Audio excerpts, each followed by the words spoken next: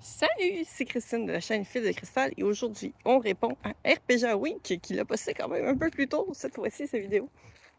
Je sais pas si tu t'es trompé entre midi et minuit pour ton heure de publication, mais elle était déjà publiée ce matin, en ce jeudi. C'est pas grave, ça va en profiter pour pouvoir la passer plus tôt. Et c'est une question que je lui ai suggérée en plus. Donc, en fait, c'est un effet boule de neige parce que j'ai découvert lors de ma dernière partie de Dungeon World que je joue avec mon oncle Marc, Xeno et Cherchim, que mon oncle Marc avait un dé favori. Puis là, j'ai fait comme, mais c'est donc bien drôle ça, qu'il y a des gens qui ont vraiment un dé, une forme de dé, par sa forme, par tout ça. Je trouvais ça super fascinant. On est parti sur une grosse conversation au lieu de faire la game, mais ça fait partie de plein de personnes qui ont un déficit de l'attention, qui sont mis dans une même pièce, ou un même Discord dans ce cas-ci. Donc oui, je me demandais les questions que j'ai suggérées à RPG Week. Donc, quel est votre dé préféré? Donc, pas quel est votre système. Parce que ça, les gens, ils vont parler souvent de quelle sorte de système des vins, système Fate, PPTA qui est avec des D6. Donc, il y a plein de sortes de systèmes. Il y a des systèmes des 100, des 10 aussi. Fait qu'il y a vraiment plein de systèmes qui existent. Mais là, c'était pas ça. Je voulais vraiment savoir c'est quoi que les gens aiment comme dé à lancer. Quel dé qui ont un meilleur feeling, celui qu'ils vont préférer. Peut-être qu'ils ont un dé fétiche même. Pour X, Y raison. Parce que des fois, le même dé, un dé à 6 faces, il y en a plusieurs sortes. Il y en a de différentes grosseurs aussi. Il y en a aussi qui sont plus arrondis au niveau des coins. Il y en a qui sont vraiment plus prononcés, les coins. T'en as des très gros, t'en as qui sont en forme de boule. Puis il y a une espèce de mécanisme à l'intérieur qui fait un système d'équilibre. Puis c'est ça qui fait en sorte que la boule arrête sur un chiffre précis. Je suggère quand même plus de le lancer dans un plateau que sur la table directement, parce que ça reste quand même une boule. Mais voilà, fait que c'était un peu ça que je voulais lancer. Puis, moi, j'ai pas vraiment de dé fétiche. Je dirais que de tous les dés que j'ai de ma collection, mon dé préféré, c'est pas un dé que je peux lancer. C'est un dé à 6 faces, qui est un porte-crayon. Donc, sur le dessus, c'est les 6 points. Donc, c'est un D6 avec des points, non pas avec les chiffres. Ça aussi, c'est une autre variée. Est-ce que vous préférez que ce soit des chiffres ou avec des points? Et les 6 points sont des trous pour pouvoir mettre des crayons. Puis, c'est un dé qui appartenait à mes grands-parents. Mes grands-parents jouaient au dé. Ils jouaient aux cartes et ils jouaient au dé aussi. Je me souviens pas c'est quoi qu'ils jouaient comme jeu. C'est sûr, c'était tous des dés à 6 faces, là. C'était des dés normaux. Et il y avait un jeu c'était un jeu de poker, mais c'était des dés. Donc, chacune des faces du dé, il y avait, ça comme ça, il y avait la dame, le roi, le valet, l'as, puis 10. Je pense que t'en avais, puis le 9. C'est ça, fait que t'avais de 9 à l'as. C'est un principe poker, mais quand même modifié parce que t'avais pas toutes les cartes. Mais c'est un peu le même principe de faire des paires, puis des flushs, puis tout ça. Mais avec des dés. C'était quand même... Puis moi, ça m'a fasciné parce que je pense qu'il y avait les règles à ça. Puis que j'ai joué beaucoup avec mon frère à ça. Mais tu sais, ça fait tellement longtemps que je ne m'en souviens pas. Mais c'est ça, il y avait ce porte-crayon-là quand que... puis je pense qu'elle a eu ça quand elle était secrétaire avant de se marier. Fait que le dé est quand même très, très vieux. Mais moi, j'ai toujours été fascinée par ça. Puis je me souviens que vers la fin, mon grand-père était déjà décédé. Puis elle nous avait dit, s'il y a des choses que j'ai dans mon appartement, elle était rendue en appartement, s'il y a des choses que j'ai dans mon appartement que vous voulez avoir, écrivez-la, faites une liste. On était toutes là. Elle a 2 enfants, fait que c'est sûr que c'était pas une grande famille. 2 enfants, puis 5 petits-enfants. Fait qu'on avait chacun notre liste. Puis c'est une des choses que moi j'ai marquées. Je voulais avoir son dé. Ça, puis son Bouddha. Puis les deux, je les ai eus. Il n'y a pas personne qui voulait. Puis le Bouddha, c'est un gros Bouddha. Le Bouddha, celui en méditation, là. Donc, il est assis en tailleur. Puis avec les mains qui sont comme recroquevillées ensemble. Donc, il est super beau. J'ai pas de place pour le mettre, mais je l'ai. Je le regarde, puis c'est parce que ça rappelle des souvenirs, mais c'est ça. Fait que mon dé fétiche, c'est un pot de crayon en forme de dé que j'adore. Je m'en sers pas pour des crayons, je m'en sers pour mes aiguilles de tricot puis de crochet. Fait que j'ai des aiguilles à tricot, parce que oui, même si je tricote pas, j'ai des aiguilles à tricot qui servent à épingler mes morceaux quand je couds mes amigurumi. Fait que j'ai trois aiguilles à tricot qui sont fancy, ils ont des petits embouts en silicone. Puis j'ai toutes mes aiguilles à laine qui sont dedans, qui sont petites. Fait que je les regroupe ensemble, c'est plus facile. Puis j'ai 2 pinces, genre style pince à cils, mais qui étaient dans des kits de peinture de diamant, là, qu'ils appellent. Ce qui n'est pas de la peinture, puis c'est pas des diamants, mais bon. Vous comprendrez, ils disent ça en 5D. Comme si ça existait à la 5e dimension. On pouvait voir, hein. C'est en 4 dimensions. En 3 dimensions, l'image. Donc, mais je me suis dit, tant qu'est-ce que vous soyez là, j'avais pas vraiment plus d'informations sur mes dés à moi, puis je peux pas vous les montrer, parce que je suis dans les rénovations. Si vous êtes pas au courant, je suis dans une grosse rénovation, la majorité de mes dés ne sont pas accessibles, donc je pourrais pas vous les montrer.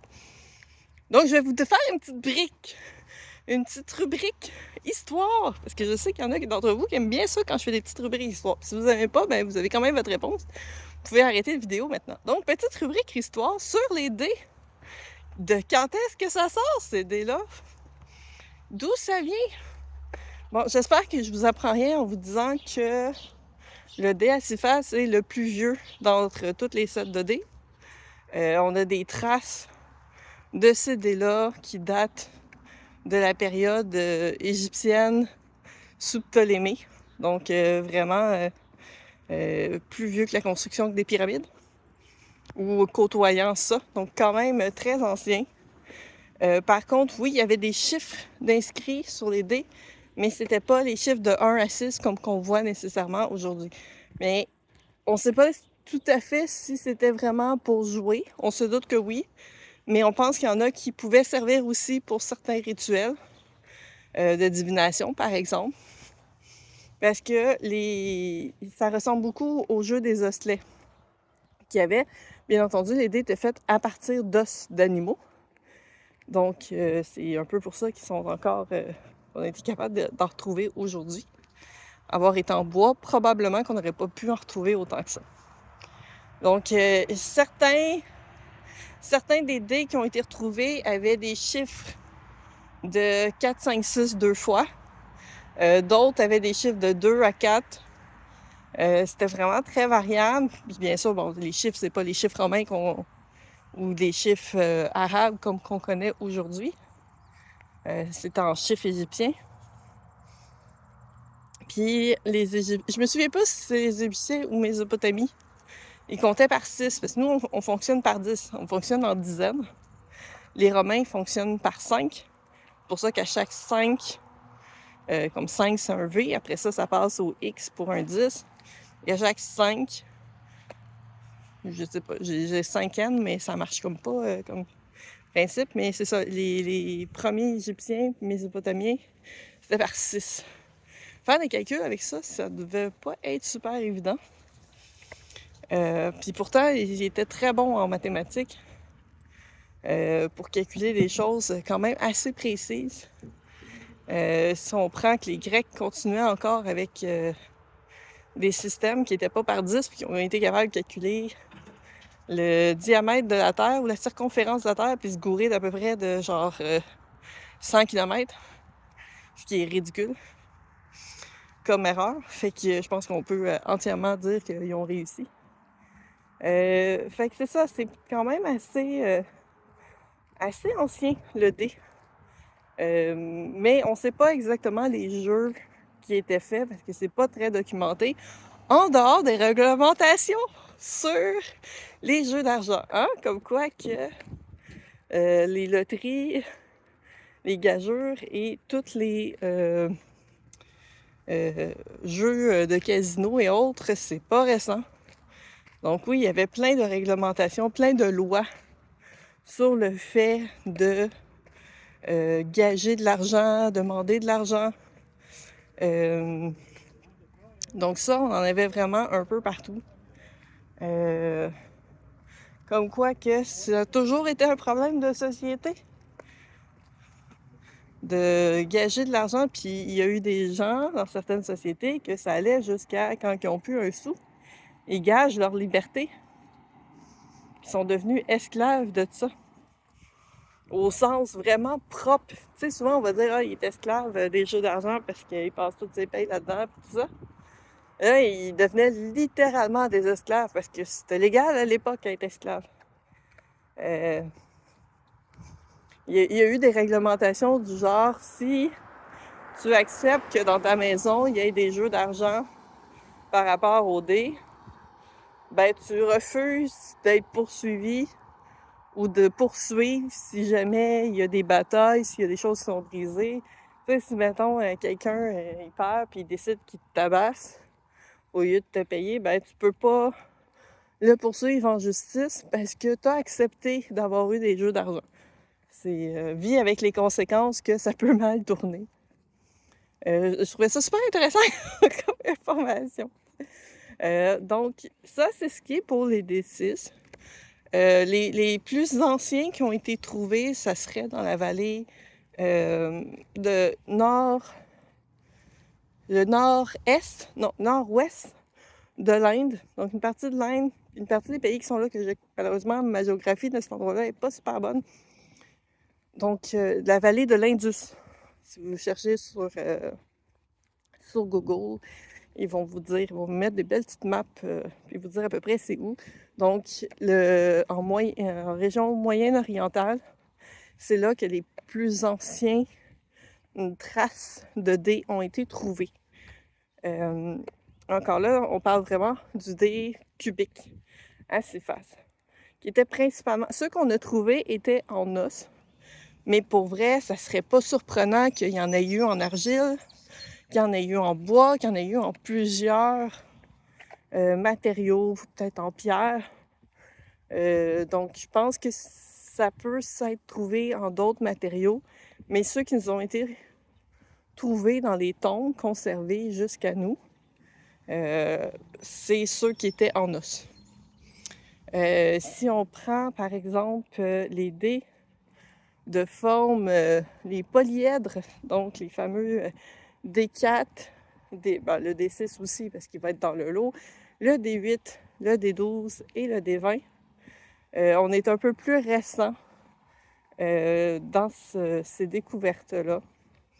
Il y a une supposition que ça serait plus au niveau de l'Écosse qu'on en aurait trouvé, bien avant que d'en avoir trouvé dans la région méditerranéenne, comme à peu près 500 ans avant ce qui nous emmènerait à peu près en 1000 ans avant notre ère. Quand je parle d'avant notre ère, c'est avant l'an 0. Donc, selon le calendrier qu'on utilise aujourd'hui. Parce qu'il y a plusieurs calendriers, là, je sais que ça peut porter à confusion. Fait que ces dés-là, puis là, j'ai fait exprès de pas mentionner le D10 parce que je vais vous en parler plus tard. Donc, ces formes-là sont considérées, c'est 5 formes qui sont considérées comme parfaites, en fait. Donc, qui comportent un nombre égal de formes. Les formes sont toutes de même dimension et ça fait des formes géométriques parfaites, selon les calculs. Ils ont été appelés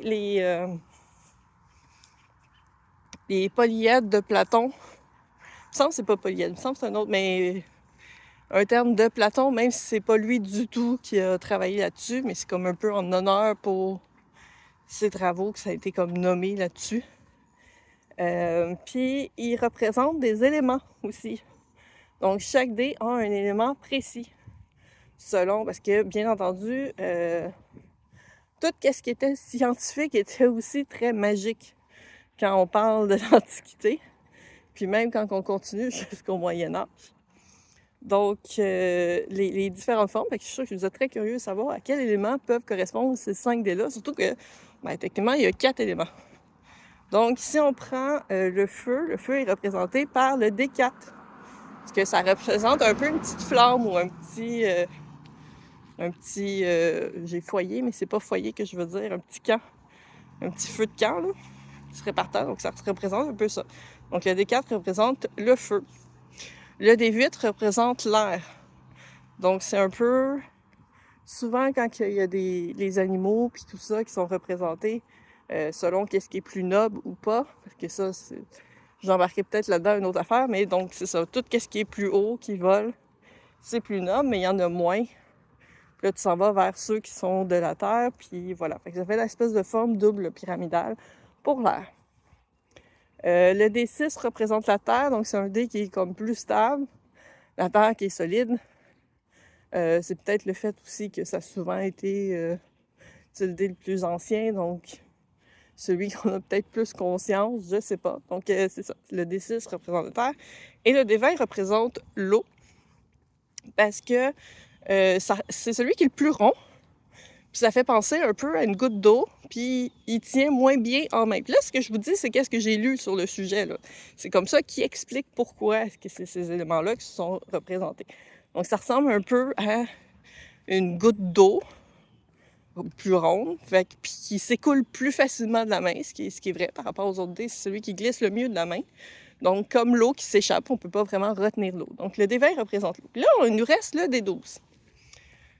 Sauf que là, on n'est pas à une période moderne ou contemporaine où est-ce qu'on sait qu'il y a 4 éléments. On est à une période où est-ce qu'il y a d'autres choses comme éléments qui peuvent exister.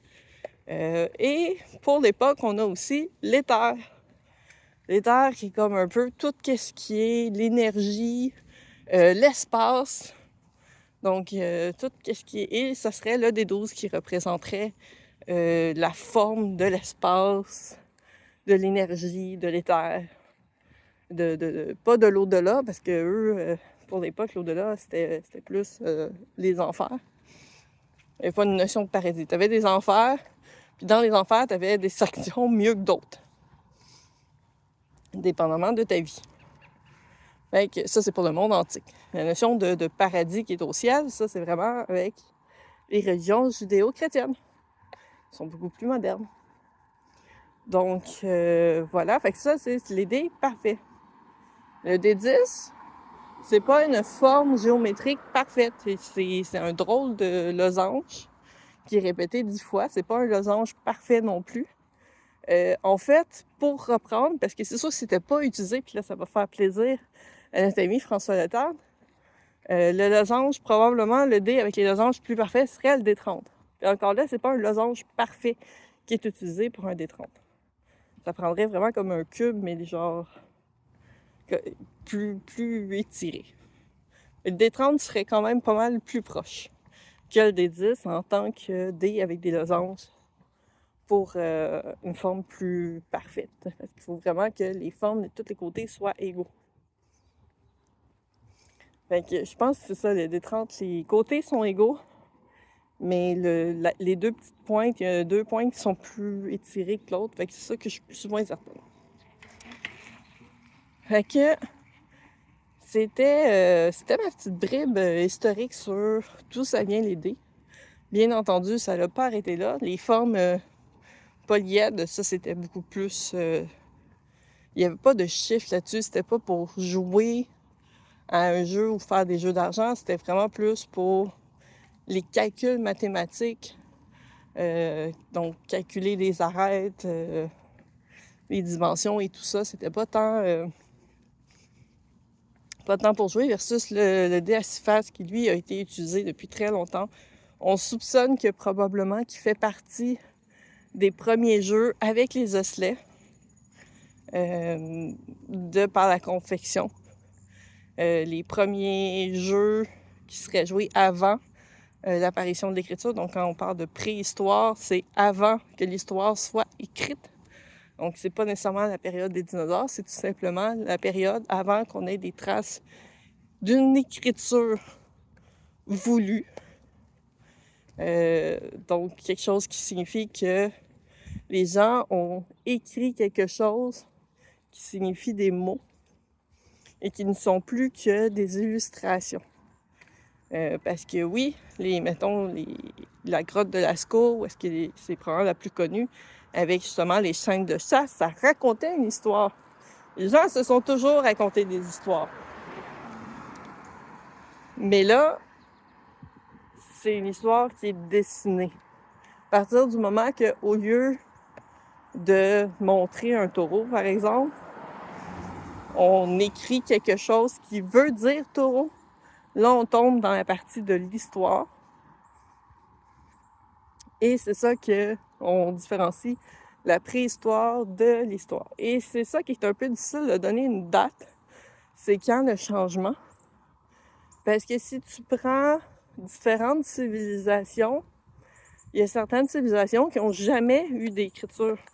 Jamais de toute leur existence. Et que, encore aujourd'hui, certaines tribus, nations n'ont pas d'écriture du tout. Ça n'en fait pas ça ne fait pas qu'ils n'ont pas de culture, absolument pas. Mais c'est ça, c'est un peu difficile de dire à quand l'histoire commence puis à quand est la préhistoire. Surtout que si on y va pour, mettons, les grandes sociétés comme par exemple la Méditerranée, l'Égypte pharaonique, donc le nord de l'Afrique en fait, parce qu'on peut même continuer jusqu'au Maroc, l'Algérie, qui ont eu des écritures aussi, en grande partie avec les colonisations musulmanes, le Moyen-Orient, qui est là, c'est dans le bassin du Moyen-Orient que les premières écritures occidentales apparaissent. On a en Chine, qui a eu les premières écritures orientales. Donc c'est ça, c'est un peu... on dit... C'est ça qui est un peu difficile, je trouve, parce que oui, il y a des historiens qui vont dire « Ah, ben c'est en telle année, mettons tel siècle, avant notre ère, que l'histoire commence. » Mais souvent, c'est une histoire qui est très eurocentriste. Puis fait fi de certaines autres zones parce qu'elles sont moins documentées. Justement, pourquoi? Parce qu'on n'a pas d'écriture sur le sujet, sauf lors des conquêtes. Malheureusement, c'est souvent ça qui a permis de faire découvrir certaines civilisations, puis qu'on a une idée un peu de qu'est-ce qui se passe quand les conquêtes sont arrivées, mais que là, je suis partie sur un autre sujet complètement. Je suis en train de vous donner un cours d'histoire, bordel. Fait que, on va arrêter ça là, parce que là, je vais continuer sans fin. Puis vous êtes pas là pour ça. Puis, quand même. Mais je pense que j'ai quand même bien décrit l'histoire des dés. Une chance, je suis pas devenue professeur, parce que ça, ici, ils n'auraient jamais réussi à avoir la matière pour leurs examens de Noël rendus à fin d'année. Mais que je vous dis à la prochaine, des bisous, prenez soin de vous et à la prochaine vidéo. Bye bye!